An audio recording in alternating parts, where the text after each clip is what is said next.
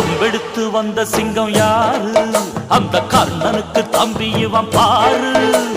கம்பெடுத்து வந்த சிங்கம் யாரு? அந்த கர்ணனுக்கு தம்பி இவன் பாரு. சின்னவர ஜெயிச்சவங்க யாரு? எட்டு சீமையில ஆளு கிடையாது. வெற்றி மேல் வெற்றியே எப்போதும் தந்தவுங்க. ஜிம் தலக்க ஜா ஜிம்மால ஜிம் தலக்க ஜா ஜிம் தலக்கு ஜா ஜும்மாலே ஜிம் தலக்கு ஜா.